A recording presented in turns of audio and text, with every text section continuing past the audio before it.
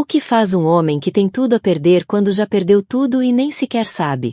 Esta noite, levamo-lo ao interior do mundo brilhante e traiçoeiro da elite nova-iorquina. Conheça Damon Blackwood, um titã do setor imobiliário que achava que tinha a esposa escondida como um segredo sujo. Levou a nova paixão ao evento mais público do ano, pronto para exibir o seu poder, mas cometeu um erro fatal. Esqueceu-se de quem a sua esposa realmente era. O que acontece quando a mulher que foi apagada decide reescrever-se na existência com um vestido da cor do sangue e da vingança? Fique conosco. O ar no Grand Ballroom do Plaza Hotel estava espesso com o aroma de dinheiro e hortênsias. Era a noite do Metropolitan Legacy Gala anual, o indiscutível ponto alto do calendário filantrópico de Nova York, onde o velho dinheiro se misturava a contragosto com o novo e acordos mais valiosos que pequenos países eram fechados entre copos de Dominican Vintage. No centro de um dos círculos mais psicofânticos estava Damon Blackwood, o CEO da Blackwood Holdings. Com uma mandíbula que parecia esculpida em granito e um fato Tom Ford que custava mais do que o carro da maioria das pessoas, exalava uma aura de poder predatório. Aos 42 anos, era um rei na selva de betão, um homem que não construía apenas arranha-céus, mas moldava o horizonte à sua vontade. Agarrada ao seu braço estava Isabella Rossi, uma modelo tornada influencer. Tinha 24 anos de pura ambição sem remorsos envolta num vestido Chanel dourado cintilante que deixava pouco à imaginação.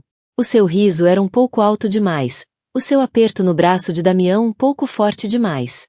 Era um símbolo de status tão brilhante e novo como as torres de vidro que Damião erguia. Querido, ronronou Isabella alto o suficiente para a colunista de sociedade da Vanity Fair ouvir. Aquela mulher horrenda, a senhora Aster, acabou de me lançar um olhar terrível. Damião nem sequer olhou na direção da formidável matriarca Aster. Apertou a mão de Isabella. Deixa olhar. É um fóssil, e este é o nosso mundo agora. Observou a sala, os olhos varrendo os rostos de políticos, gestores de fundos de cobertura e bilionários da tecnologia. Eram todos peças no seu tabuleiro. Alguém, um sócio júnior de uma firma rival, aproximou-se nervosamente. Senhor Blackwood, trabalho incrível no projeto Hudson Yards Pinnacle. Verdadeiramente visionário. Damon fez um aceno curto e displicente. Visão é fácil. Execução é tudo.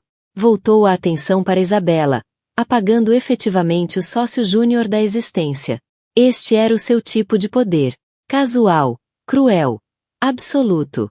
Adorava a forma como Isabella o olhava com uma mistura de admiração e avareza. Era um reflexo de como ele se via a si próprio. No último ano, Isabella tinha sido a sua companhia constante em todos os eventos que importavam. Todos nesta sala sabiam que ele era casado. Era um segredo aberto, uma trivialidade de que se sussurrava. A esposa dele era, como se chamava? Eleanor, Elisa, algo banal. Nunca era vista. Os rumores pintavam-na como uma mulher simples e apagada, uma relíquia dos seus tempos pré-bilionário, que mantinha por conveniência.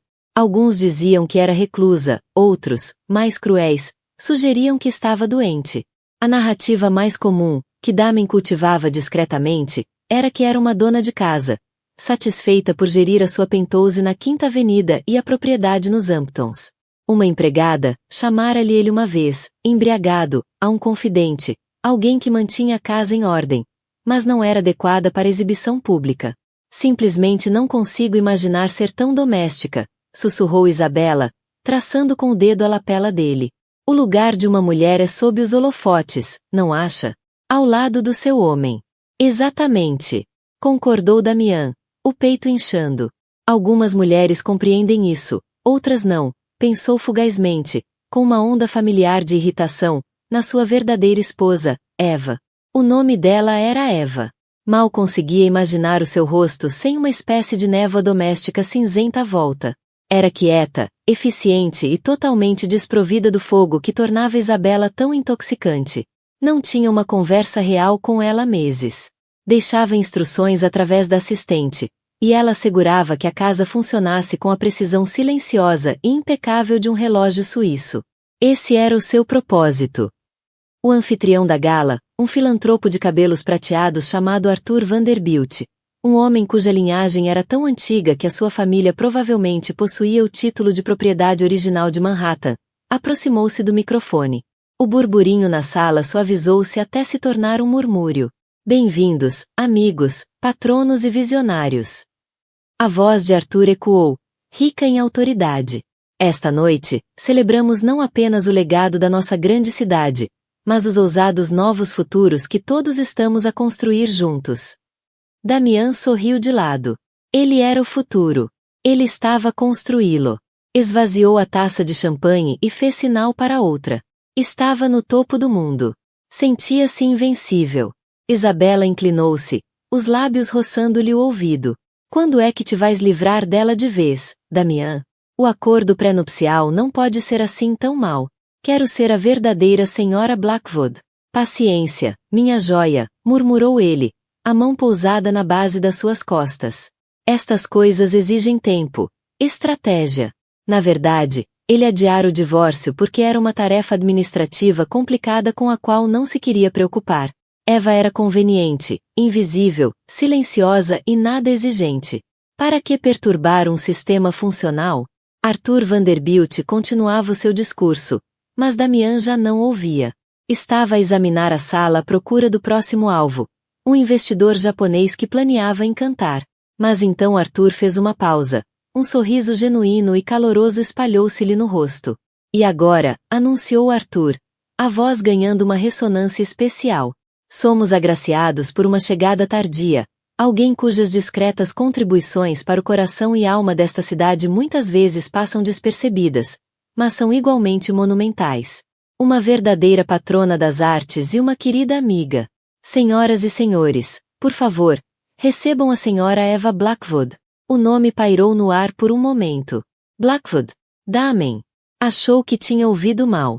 Uma sensação fria e arrepiante subiu-lhe pela espinha. A mão perfeitamente manicura de Isabela crispou-se no seu braço. Ele disse mesmo. As grandes portas de carvalho na extremidade do salão abriram-se e lá estava ela. O silêncio espalhou-se a partir da entrada. Uma onda que varreu todo o salão, extinguindo conversas a meio da frase. Todas as cabeças se viraram. Aquela não era a mulher cinzenta e apagada da imaginação de Damian. A mulher que estava na ombreira da porta era uma visão, um incêndio. Usava um vestido feito por medida de charmeuse de seda escarlate que lhe moldava o corpo como uma segunda pele. A cor era ousada, um golpe de desafio contra a paleta suave de pretos, dourados e azuis marinho da sala. O cabelo castanho apagado, que Damen não via solto há anos, estava estilizado em ondas glamorosas de um castanho rico, captando a luz dos candelabros. Um colar de diamantes de cortar a respiração. O lendário conjunto Winston, que ele pensava estar trancado no cofre, enfeitava-lhe a clavícula, e o rosto, que sempre achará sem graça, estava transformado. A maquilhagem era subtil mas marcante, realçando maçãs do rosto que ele nunca notara, e uma boca cheia, pintada de carmim, com uma expressão de confiança serena e inabalável. Ela não era apenas uma mulher de vestido vermelho. Era a personificação do poder. Parou no limiar, os olhos cinzentos e frios. Percorrendo a assembleia atônita, uma rainha a inspecionar a corte. Não parecia zangada nem magoada. Parecia dona do lugar. E então os olhos dela encontraram os dele. Por entre o mar de rostos chocados, sustentou-lhe o olhar. Não havia qualquer vestígio de emoção nos seus olhos, nem dor, nem ciúme. Apenas uma avaliação calma e gelidamente clara. Era o olhar de um predador que acabará de avistar a presa. Isabela arfou, a voz um guincho em pânico. Damian, quem é ela? Damian não conseguia falar. A garganta apertada, a mente um turbilhão de confusão e uma emoção nova e aterradora. Medo. O mundo que tinha construído com tanto cuidado, a narrativa que controlara meticulosamente, acabará de ser destruído por uma mulher de vestido vermelho. A sua esposa empregada acabará de entrar, e viera pôr a casa em ordem. O silêncio no salão prolongou-se por uma eternidade, denso e pesado. Foi quebrado por uma única voz autoritária. Eva, minha querida, finalmente chegaste. Arthur Vanderbilt desceu o estrado com a agilidade de um homem com metade da idade. Caminhou em direção a Eva, braços abertos, ignorando completamente o suspiro coletivo da elite da cidade. Beijou-lhe as duas faces, um gesto familiar e afetuoso que falava de uma relação longa e profunda. Estás absolutamente deslumbrante, declarou Arthur, a voz a ecoar na agora silenciosa sala. Esse vestido, uma obra-prima. É um novo Galliano. Os lábios de Eva curvaram-se num pequeno e enigmático sorriso. Ele fez alguns ajustes para mim. Fico feliz que aproves, Arthur. A sua voz não era aquela coisa baixa e hesitante que Damen se lembrava. Era grave, melodiosa, e carregava a autoridade natural de quem está habituado a ser escutado. O feitiço quebrou-se. Uma vaga frenética de sussurros agudos espalhou-se pelo salão. É ela! Achei que era desleixada. Meu Deus! Olha para os diamantes Winston. O que se está a passar? Damian ficou parado, uma estátua de incredulidade e fúria crescente. Isabela puxava-lhe a manga, o rosto uma máscara de pânico. Damian, faz alguma coisa. Está toda a gente a olhar. Ela está a fazer uma cena. Mas Damen não conseguia mexer-se. O cérebro lutava para reconciliar as duas imagens da sua esposa.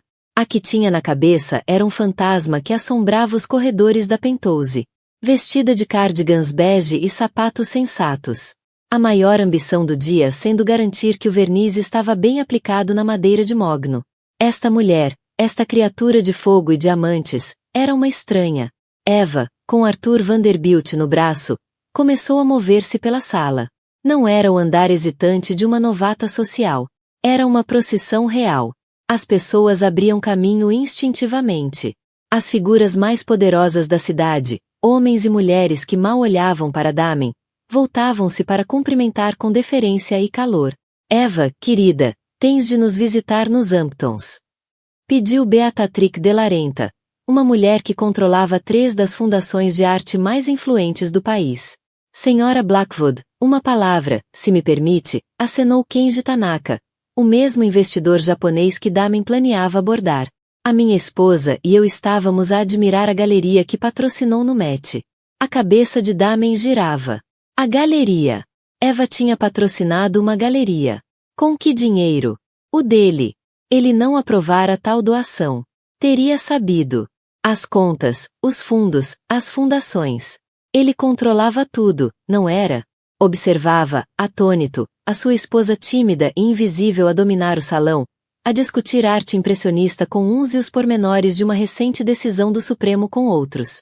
Movia-se com uma elegância e inteligência que ele nunca, nem uma vez, vislumbrara. A humilhação era física, uma sensação quente que lhe subia pelo pescoço. Estava a ser eclipsado, ofuscado no seu próprio mundo pela mulher que sempre desdenhara como pouco mais do que uma governanta de luxo. E ela fazia-o sem sequer lançar um olhar acusador na sua direção. A sua indiferença era mais insultuosa do que qualquer discussão aos gritos poderia ser. Estava simplesmente a apagá-lo, tal como ele tentará apagá-la. Isabela, ao perceber que se tornará um acessório na castração pública do amante, estava praticamente a hiperventilar. Isto é um desastre. Ela planeou isto. Damian. Isto é um ataque. Cala-te, sibilou ele, a voz perigosamente baixa. O choque começava finalmente a azedar numa raiva fria e dura. Afastou a mão de Isabela do seu braço e começou a abrir caminho pela multidão em direção à esposa. Os bajuladores, que momentos antes o rodeavam, agora desviavam o olhar, fingindo estar profundamente envolvidos em conversa. O tubarão sangrava, e o sangue era o seu. Chegou até ela mesmo quando ela terminava uma conversa com o senador. Arthur Vanderbilt viu-a aproximar-se e a expressão afável endureceu num olhar subtil e protetor. Eva, disse Damen, a voz tensa. Tentou projetar autoridade, mas soou forçado. Ela virou-se para o encarar lentamente. De perto, a transformação era ainda mais chocante. Os olhos que ele se lembrava de estarem sempre baixos agora fitavam-no diretamente, claros e firmes. Eram da cor de um mar revolto. Damian reconheceu ela, o tom perfeitamente neutro, como se cumprimentasse um conhecido casual. O que significa isto? Exigiu ele, mantendo a voz baixa e cruel. Que jogo estás a jogar? Os lábios dela curvaram-se naquele mesmo sorriso sereno e irritante. Jogo! Estou apenas a comparecer a uma gala, Damian. Creio que o convite vinha em meu nome. Senhora Eva Blackwood. Certamente não te esqueceste. Nunca vieste a um destes eventos. Nunca. Estava ocupada, respondeu simplesmente. Ocupada? Ocupada com o quê? A arranjar flores. Troçou ele, o insulto instintivo. Pela primeira vez, um vislumbre de algo, não dor, mas talvez pena, passou-lhe pelo rosto. Sim, algo assim. A arranjar coisas, a pô-las no seu devido lugar. Deixou o olhar desviar-se com significado por cima do ombro dele, até onde Isabela se encontrava, torcendo as mãos e parecendo completamente perdida. Parece que perdeste um dos teus acessórios. O dourado é um pouco berrante para esta iluminação, não achas? Parece. Desesperado. Damen sentiu o sangue subir-lhe à cara. Não me fales assim. Vamos sair agora. Estendeu a mão para agarrar-lhe o braço, como fazia para sinalizar uma dispensa. Antes que os dedos tocassem a seda escarlate, Arthur Vanderbilt interpôs-se suavemente entre eles, o corpo a bloquear o avanço de Damen.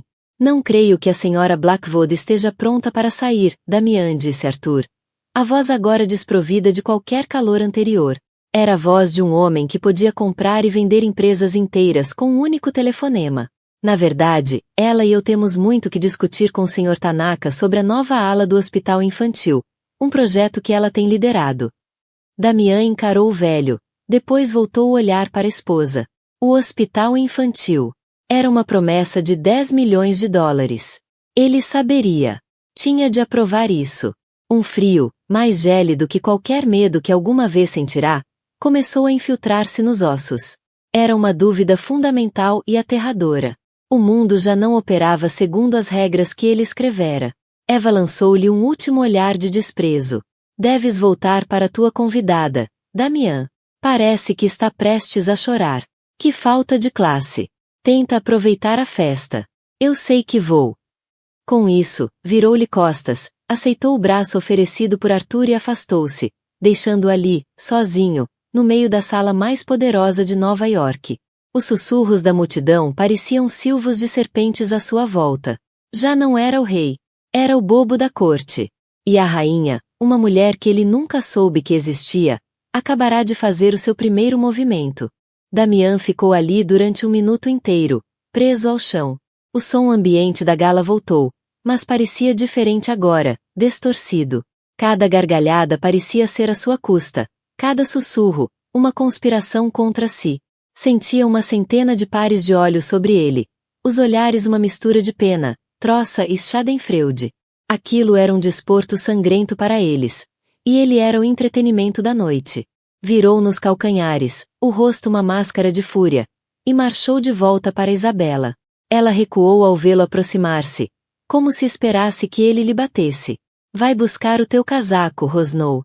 O quê? Mas a festa acabou. Disparou, agarrando-a pelo cotovelo, o aperto longe de ser gentil, arrastando-a para a saída, ignorando o tropeçar dos saltos altos dela. Precisava de sair. Precisava de ar.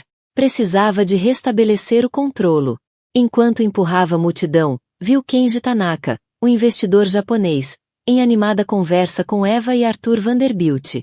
Tanaka ria-se de algo que Eva disse, depois assentia com entusiasmo, a linguagem corporal demonstrando profundo respeito. O acordo de 10 mil milhões em Hudson Yards, para o qual o apoio de Tanaka era crucial, passou-lhe pela cabeça. Um negócio em que trabalhava há 6 meses. Um negócio que considerava garantido. Um nó de gelo formou-se-lhe no estômago. Já cá fora, o ar fresco da noite pouco fez para acalmar a fornalha da sua raiva. O manobrista, ao ver-lhe a cara, praticamente correu para ir buscar o carro. Um Bugatti preto personalizado. Mas que raio foi aquilo, Damian? Chorou Isabela, finalmente encontrando a voz quando já estavam envoltos no interior de couro do carro. Ela humilhou-te. Humilhou-nos. Ela não fez nada, disparou Damian. As mãos a apertar o volante com tanta força que os nós dos dedos ficaram brancos. Ela apareceu. Só isso. Foi um grito patético por atenção. Mas ele sabia, com uma certeza que o aterrorizava, que não era isso. Aquilo não foi um grito por atenção. Aquilo foi uma declaração de guerra. Um grito por atenção em diamantes Winston Vintage e um vestido feito por encomenda. Aparecer assim. A voz de Isabela era aguda, envenenada de ciúmes e medo. E Arthur Vanderbilt. Ele tratou-a como se fosse a rainha de Inglaterra. Disseste-me que ela não era ninguém. Ela não é ninguém, insistiu ele, mais para se convencer do que a ela. Carregou no acelerador. O motor do Bugatti rugindo em protesto ao deslizarem pela Quinta Avenida. Ela é minha esposa legalmente. Só isso. Cuida das casas. Tem um subsídio, um bastante generoso. Foi daí que veio o vestido. Esvaziou a conta para fazer birra. Mas os diamantes. O conjunto Winston era uma herança de família. A herança da família dele. Supostamente, estava guardado no cofre principal da Penthouse. Um cofre cujo código completo só ele conhecia. Ele próprio verificara há uns meses. Não foi. Empurrou o pensamento para longe. Iria lidar com Eva. Iria para casa, encontrá-la lá. E ela desmoronar-se-ia como sempre fazia sempre que ele levantava a voz. Desfazer-se-ia em lágrimas e desculpas. E ele voltaria a ter o controlo. Irá colocá-la de volta na sua caixa, fechá-la, e deitar fora a chave. Depois ligaria aos advogados e iniciaria o processo de divórcio logo pela manhã. Estava farto dela. Deixou uma Isabela soluçar no apartamento de Sorro com um seco ligo-te amanhã e acelerou para Penthouse. Enquanto subia os 60 andares no elevador privado, ensaiava o discurso. Seria brutal, rápido e definitivo. Quando entrou pela Penthouse adentro, esperava encontrá-la à espera, talvez na sua modesta camisa de dormir. O vestido vermelho abandonado, a ilusão desfeita. Mas a Penthouse estava silenciosa e às escuras. Eva chamou, a voz ecoando no vestíbulo de mármore cavernoso. Nenhuma resposta. Caminhou pelo apartamento. A sala de estar, com vista panorâmica sobre o Central Park, estava impecável. A cozinha, imaculada. A ala deles estava vazia. O closet dela, um espaço vasto que ele raramente visitava, foi o primeiro sinal de que algo estava profundamente errado. Estava meio vazio. Cabides inteiros de roupas sem cor, que ele associava à imagem dela, tinham desaparecido. A caixa de joias, normalmente a abarrotar de peças discretas mas elegantes que ele lhe comprará ao longo dos anos, estava aberta e praticamente vazia. Só restavam os itens de menor valor. O pânico, frio e afiado, atravessou-lhe a raiva. Correu para o escritório, até ao grande cofre de aço escondido atrás de uma estante falsa. Digitou o código. A luz verde acendeu-se. Abriu a pesada porta. As gavetas forradas a veludo estavam em desordem. A coleção de relógios Patek Philippe tinha desaparecido. Obrigações ao portador, guardadas para emergências, desaparecidas. E a caixa principal, aquela que guardava as joias da família Blackwood, incluindo o conjunto Winston, estava vazia. Mas isso não era o pior. Encaixada no espaço onde antes estava o colar de diamantes, havia uma única folha de papel dobrada. Era um papel grosso e caro, do tipo que ele nunca tinha visto. Tinha um simples brasão em relevo no topo, um V estilizado. Com as mãos a tremer, desdobrou o bilhete. A caligrafia era perfeita, uma escrita elegante. Damian, levei aquilo que é meu. Talvez queiras que os teus advogados revejam o estatuto original da Blackwood Holdings, especificamente as cláusulas ligadas ao financiamento inicial do Sterling Group, há 20 anos. Estavas tão ansioso por começar que duvido que tenhas lido as letras pequenas. Considera minha aparição esta noite uma cortesia profissional, uma notificação de que o teu período probatório terminou. Com cumprimentos. Eva Sterling, Blackwood Vance. O nome atingiu-o como um murro. Sterling Group. Era uma firma de investimentos obscura que lhe dera a primeira grande oportunidade, um investimento de 5 milhões de dólares que lhe permitirá comprar a sua primeira grande propriedade. O negócio foi intermediado por advogados. Ele nunca conheceu os principais envolvidos. Havia uma condição, que ele assinasse um contrato pessoal e vinculativo com o representante à escolha deles. Ele era um jovem ambicioso e faminto. Não se importou.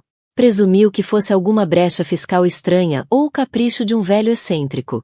A representante tinha sido Eva Sterling, uma rapariga discreta e de aparência simples, recém-saída da escola de negócios. O casamento era o contrato. Ele achou que era um pequeno preço a pagar pelo império. Viu-a como um degrau, Uma parceira silenciosa que poderia facilmente marginalizar quando estivesse estabelecido. Nunca imaginou, nunca sequer considerou, que ela era o Sterling Group. O telefone vibrou, quebrando o silêncio. Era o seu CFO, David Shen. Quase 2 da manhã. David, o que se passa? Rosnou Damian. Damian, graças a Deus. Tenho tentado contactar-te. O inferno está a arrebentar. A voz de David transbordava pânico. O fundo de Tanaka acabou de retirar a carta de intenção para o projeto Pinnacle. Estão fora. Sem explicação. E não é só isso. O conselho convocou uma reunião de emergência para as 9 horas de amanhã. Recebi a notificação há 1 hora. Foi acionada por uma ação de acionista maioritário. Damian afundou-se na cadeira de couro do escritório. A nota de Eva esmagada no punho. Acionista maioritário. Isso é impossível. Eu sou o acionista maioritário. Controlo 55%. Já não, disse David, a voz descendo para um sussurro. Segundo este documento, uma holding chamada Sterling Consolidated. A empregada não se limitou a vestir um vestido vermelho. Estava a afiar as facas há 20 anos e acabará de cravar a primeira diretamente nas costas dele. A fundação do seu império não estava apenas rachada. Tinha sido construída sobre areia movediça e ele estava a afundar-se rapidamente. As horas seguintes passaram num nevoeiro surreal de incredulidade e terror crescente. Damian sentou-se no seu escritório saqueado e silencioso, as luzes da cidade a cintilar embaixo como olhos zombeteiros. Tinha funcionado à base de adrenalina e raiva, mas agora um sentimento gélido e profundo de pavor começava a instalar-se, mais frio e paralisante que o ar da meia-noite. Ligou para sua equipa jurídica, acordando seu principal advogado corporativo, um tubarão implacável chamado Marcus Adler. Marcus, junta a equipa. Já. Temos uma situação de tomada hostil. O quê? A voz sonolenta de Marcus despertou num instante. Quem? Temos defesas para isso. É uma ação interna. Sterling Consolidated. Houve uma pausa do outro lado da linha. Vance. Já ouvi o nome. Firma fantasma. Dinheiro antigo. Pensava que estavam extintos. Não estão, disse Damian entre dentes. E estão a reclamar a maioria. Investiga o estatuto original. Quero saber tudo. Cada brecha. Cada cláusula. Damian, isso é um documento de 20 anos. Não quero saber se foi escrito em pedra por Moisés. Arranja-me uma saída disto. E descobre quem é Eva Sterling. Quero saber tudo sobre ela. A família, o passado, tudo. Desligou e voltou a olhar para a nota. Período probatório. As palavras eram um insulto de uma arrogância inimaginável. A sua vida, o seu sucesso, toda a sua identidade como titã feito por si mesmo. Teria tudo sido um teste? Uma avaliação de desempenho de longo prazo conduzida pela mulher silenciosa com quem partilhava a casa? A absurda possibilidade quase o fez rir, mas o som que lhe saiu foi um suspiro engasgado e desesperado. Começou a vasculhar freneticamente os seus próprios arquivos digitais, puxando os documentos originais de constituição da Blackwood Holdings, e lá estava, um nome que não via há 2 décadas. Sterling Group LLC, listado como principal investidor inicial. Percorreu o jargão legal denso, os olhos a varrerem à procura das cláusulas que Marcos mencionara. Encontrou-a num anexo, sob uma seção intitulada Convênios Especiais. A linguagem era arcaica, rebuscada, mas o significado era brutalmente claro. O investimento do Sterling Group estava condicionado à união pessoal entre Damian Blackwood e Eva Sterling. As ações detidas, uns formidáveis 20% na época, vinham com opções dormentes. Essas opções poderiam ser ativadas em caso de violação fiduciária ou de fé pessoal, conforme determinado por voto da maioria do Conselho Secreto do Sterling Group. Uma vez ativadas, essas opções converteriam uma série de ações preferenciais sem direito a voto, detidas em trusts offshore, em ações ordinárias com direito a voto, concedendo a Sterling Consolidated, a principal holding do grupo, uma participação de controlo de 60%. Violação de fé pessoal. Ele levará a amante a uma gala e exibirá-a publicamente. Tratar a principal do Sterling Group como uma criada durante 2 décadas. Não era apenas uma violação. Era uma detonação. Quem era ela? A resposta não veio dos seus advogados frenéticos, mas de uma fonte pública simples. Digitou Eva Sterling num motor de busca. Durante anos, aquela pesquisa não devolvia nada, como se ela fosse um fantasma. Mas agora, algo tinha mudado. As barreiras de privacidade tinham caído. O primeiro resultado era um comunicado recente da Fundação Vanderbilt anunciando a senhora Eva Sterling Blackwood como sua nova presidente. O segundo era um artigo de uma revista especializada no mundo da arte, detalhando as aquisições anônimas de Eva de arte moderna, no valor de milhões, ao longo da última década. O terceiro, e mais condenatório, era uma ligação para um artigo arquivado do Wall Street Journal de 30 anos atrás, intitulado O Gênio Recluso de Wall Street. Quem é Alexander Vance? O artigo descrevia Alexander Sterling como um financista lendário mas extremamente reservado. Um homem que construiu um império de vários milhares de milhões nas décadas de 70 e 80, através de investimentos astutos, quase premonitórios. Era um criador de reis que desprezava os holofotes. O artigo mencionava que tinha uma herdeira, uma filha, Eva, que teria herdado a sua mente estratégica brilhante. Após a morte de Alexander Vance, a família e a fortuna desapareceram dos olhares públicos, geridas por um labirinto de trusts e holdings. Damian sentiu o sangue fugir-lhe do rosto. Não tinha casado com a filha de um pequeno investidor. Casara com a única herdeira de uma das maiores e mais secretas fortunas do país. Tinham-lhe sido entregues as chaves do reino, e ele tinha sido demasiado arrogante, demasiado egocêntrico, para sequer perceber que as tinha nas mãos. Começou a ver os últimos 20 anos sob uma nova e horrível luz. Os golpes de sorte. A impressionante pontualidade das aquisições. O modo como os rivais, de repente e inexplicavelmente, abandonavam um negócio. Ele atribuía tudo ao seu próprio gênio, ao seu instinto. Mas seria... Lembrou-se de uma ocasião, há 10 anos, quando um concorrente, um promotor imobiliário implacável chamado Silas Croft, estava prestes a arrebatar um terreno prime no centro da cidade. Damian tinha sido ultrapassado. Então, de um dia para o outro, o principal credor de Croft retirou o financiamento devido a um súbito e inesperado escândalo regulatório. Damian tinha intervindo e comprado a propriedade por uma fração do seu valor. Celebrara aquilo como a sua vitória mais brilhante. Lembrava-se de Eva ter estado calada e reservada durante algumas semanas nessa altura, passando longas horas no seu escritório em casa, uma divisão onde ele nunca entrava. Assumirá que ela estava a planear um jantar. Agora via-a como devia sempre ter sido vista, um fantasma na sua máquina. A estratega silenciosa por detrás da cortina, limpando seus desastres, abrindo-lhe o caminho, garantindo que o investimento, ele, gerava os retornos esperados. Ela não era a empregada. Era a arquiteta. Ele era apenas a fachada brilhante que ela construíra. A chamada de Marcos chegou por volta das 7 horas da manhã. O advogado soava exausto e derrotado. Está blindado. Damen. Quem redigiu isto era um gênio legal ou um sádico. As cláusulas estão ligadas ao próprio ADN da empresa. Não pode separá-las. O casamento, a tua conduta pessoal, tudo fazia parte do acordo. Ao desrespeitá-la publicamente, deste-lhe tudo o que precisava para acionar a cláusula de quebra de confiança. É infalível. Então, o que faço? Perguntou Damen, a voz oca. Vais a essa reunião às 9 horas da manhã e rezas, disse Marcos sem rodeios. Rezamos para que ela esteja disposta a negociar um pacote de indemnização. Porque, neste momento, já não detens participação maioritária na tua própria empresa. És apenas um funcionário, e tenho a sensação de que a tua avaliação anual vai ser brutal. Damen nem se deu ao trabalho de trocar o smoking da noite anterior.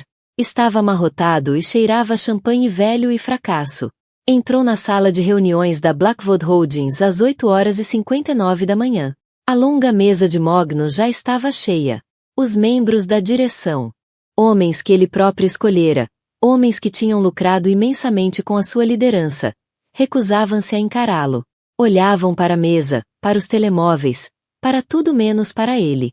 Na cabeceira da mesa, na cadeira do presidente, a sua cadeira, estava Eva. Já não vestia o vermelho desafiante da gala. Hoje, usava um fato azul marinho severo, mas impecavelmente talhado. O cabelo puxado para trás num coque elegante. Não usava joias, exceto um relógio simples e sofisticado no pulso. Estava calma, focada, totalmente no controlo. Arthur Vanderbilt estava sentado à sua direita, a expressão grave e resoluta. Damian ficou de pé na outra extremidade da mesa, sentindo-se como um réu no banco dos acusados. Eva não perdeu tempo com formalidades. Olhou para ele, os olhos cinzentos tão frios e implacáveis como um céu de inverno. Bom dia, Damian, disse ela, a voz firme e clara, amplificada pela acústica da sala. Obrigada por compareceres. Temos muito que discutir. O primeiro ponto da agenda da Sterling Consolidated, a nova acionista maioritária desta empresa, é a liderança da Blackwood Holdings. A palavra está aberta para moções. Arthur Vanderbilt falou de imediato, a voz ressoando com gravidade. Eu, Arthur Vanderbilt, representando Vanderbilt Trust e como procurador do Conselho da Sterling Consolidated, proponho a destituição de Damien Blackwood do cargo de diretor executivo e presidente do Conselho, com efeito imediato, por má gestão grave e violação de dever fiduciário e pessoal, conforme estipulado no Estatuto Fundador. Foi um golpe de Estado executado com precisão cirúrgica. O desmoronamento estava completo. Passará a vida a construir uma torre apenas para descobrir, no topo, que nem sequer possuía o terreno onde ela for erguida. A moção ficou suspensa no ar estéril da sala de reuniões com ar-condicionado. Por um momento, só se ouvia a respiração irregular de Damian. Olhou ao longo da mesa polida para os rostos dos membros da direção. Não viu apoio, nem lealdade, apenas medo e autopreservação. Eram ratos e o navio estava a afundar. Há alguém que apoie a moção? Perguntou Eva, a voz calma e equilibrada. Uma mão levantou-se. Pertencia a David Shen, o seu CFO, o homem que tinha sido a sua mão direita durante uma década. David não olhou nos olhos. Apoio a moção, murmurou David, o rosto pálido. Todos a favor? O olhar de Eva percorreu a sala. Um por um, os braços ergueram-se. Unanimidade. Estava acabado. Em menos de 5 minutos, 20 anos de trabalho, identidade e até o próprio nome tinham-lhe sido arrancados. Já não era Damian Blackwood, o titã. Era apenas Damian. Uma risada amarga e histérica ameaçou escapar-lhe do peito. Então é isto, disse ele, a voz a quebrar. 20 anos a construir esta empresa do nada. E tu entras e levas tudo com um pedaço de papel. Eva inclinou-se para a frente, as mãos entrelaçadas sobre a mesa. Pela primeira vez, deixou transparecer uma réstia de emoção nos olhos. Não raiva, mas uma profunda e cansada desilusão. Tu não construíste isto do nada, Damian, disse ela, a voz cortando a sua autocomiseração. Construíste com o dinheiro da minha família, com a reputação do meu pai, e com as minhas estratégias. Eu era o fantasma na tua máquina, a pessoa que limpava os teus impulsos desastrosos e transformava as tuas ideias mal cozidas em realidades lucrativas. Fez um gesto para o ecrã na parede. Ganhou vida, revelando um diagrama complexo de empresas de fachada e contas offshore, todas ligadas a uma entidade central. Sterling Consolidated. O negócio com Silas Croft há 10 anos. Continuou. O financiador dele não retirou simplesmente o apoio. Eu comprei a dívida através de uma entidade terceira e exigi o pagamento. A alteração de zonamento para East River Tower, aprovada como que por milagre. Passei 6 meses a fazer lobby na Câmara Municipal através de uma fundação que controlo. A tentativa de aquisição hostil pela Sterling Global. A Sterling Global é, e sempre foi, uma subsidiária do Sterling Group. Foi um teste, Damian. Um entre muitos que falhaste. Os membros da direção remexeram-se desconfortáveis. Estavam a ouvir, pela primeira vez, que os maiores triunfos da empresa não vinham do homem na ponta da mesa, mas da mulher silenciosa na cabeceira. Honrei a vontade do meu pai, disse Eva, a voz a baixar ligeiramente. Ele acreditava que tinhas potencial, uma ambição crua que, se bem orientada, poderia criar algo magnífico. Tornou o casamento uma condição porque sabia que não eras digno de confiança. Queria alguém por dentro para proteger o legado dele. Eu era essa protetora. O meu único dever era para com a empresa e o nome Sterling. O teu papel era ser o rosto, o motor.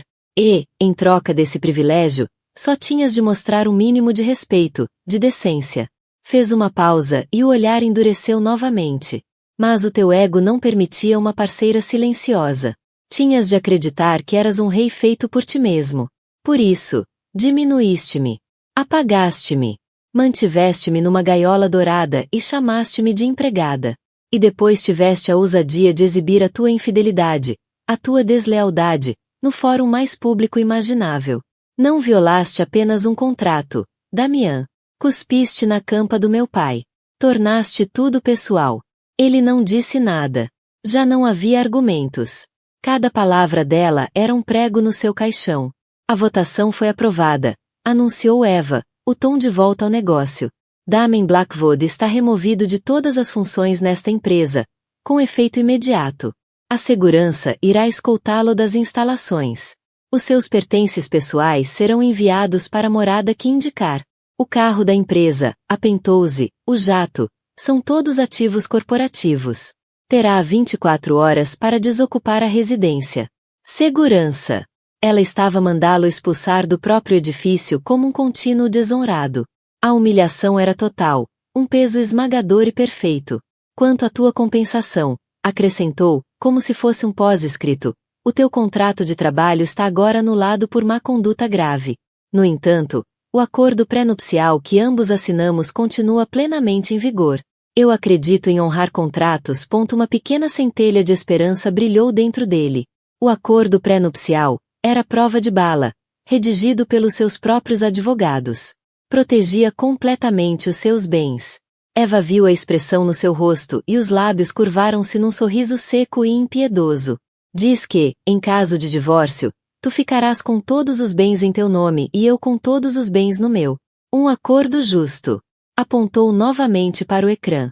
Como podes ver, todos os grandes ativos, a carteira de ações, os imóveis, a coleção de arte, as reservas em dinheiro, sempre foram detidos em traste pela Sterling Consolidated. Tu, Damian, tens pessoalmente uma conta corrente com saldo de $78.000, uma carteira de ações especulativas que está atualmente com 90% de desvalorização e uma moto vintage. Não tenho qualquer reivindicação sobre eles. São todos teus. A sala girou. Ele não tinha sido apenas despedido. Estava arruinado. 2 seguranças fardados, homens que o tinham saudado naquela manhã, entraram na sala e colocaram-se a cada lado dele. Estava na hora. Ao ser conduzido para fora, um pária no seu próprio reino, o telefone vibrou. Olhou para o visor. Era uma mensagem de Isabela. Acabei de ver os alertas de notícias. É verdade. Estás mesmo fora? Dizem que estás falido. Por favor, diz-me que não é verdade. Não precisava de responder. 1 minuto depois, surgiu outra notificação. Era do Instagram. Isabela Rossi acabava de publicar uma nova story. Clicou, levado por um impulso masoquista.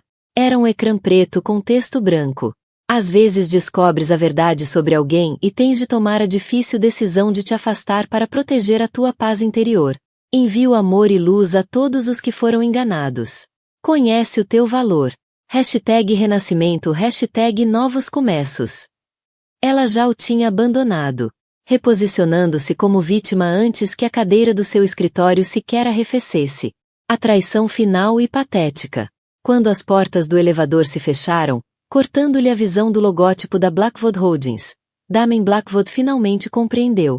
Eva não era apenas uma limpadora. Era uma especialista em demolições. E acabava de fazer o seu mundo inteiro ruir à sua volta. O vestido vermelho não era uma declaração. Era uma sirene de alerta.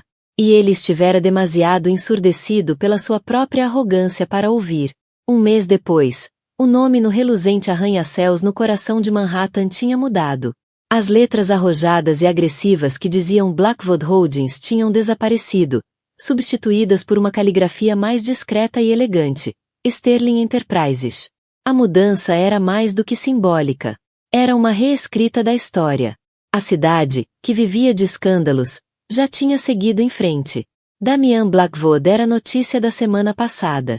Uma lição de moral sussurrada em festas de coquetel, depois de ter sido abandonado de forma humilhante por Isabela via uma story no Instagram. Tornará-se um fantasma. Os tabloides informaram que tinha deixado a Penthouse na Quinta Avenida e estava a viver com um velho amigo da universidade num pequeno apartamento em Queens. As ações especulativas tinham sido liquidadas para pagar os honorários legais de Marcus Adler, numa ação judicial sem qualquer esperança de sucesso. Era um rei no exílio, despojado do poder, da fortuna e do nome.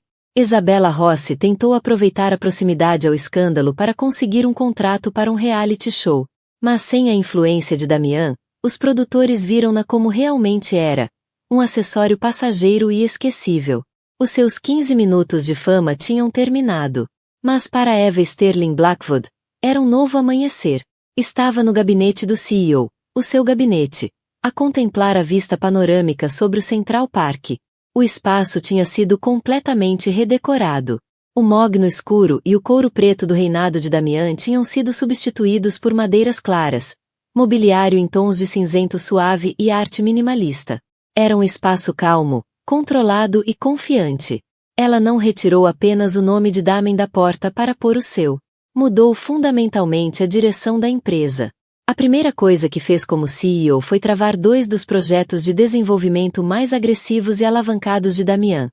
Projetos que arriscavam desestabilizar a empresa só para alimentar o seu ego. Em vez disso, redirecionou esses fundos para o braço filantrópico da empresa, financiando totalmente a nova ala do hospital infantil e criando uma fundação para iniciativas de habitação acessível nos bairros mais carenciados da cidade. A medida foi recebida com ceticismo por parte da velha guarda de Wall Street, que a via como branda, mas com elogios da imprensa e do público. Sob Damian, a Blackwood Holdings era vista como predadora. Sob Eva, a Sterling Enterprises estava rapidamente a ser conhecida como pilar da comunidade. A sua filantropia estratégica e silenciosa ao longo dos anos tinha criado um reservatório de boa vontade que agora estava a utilizar.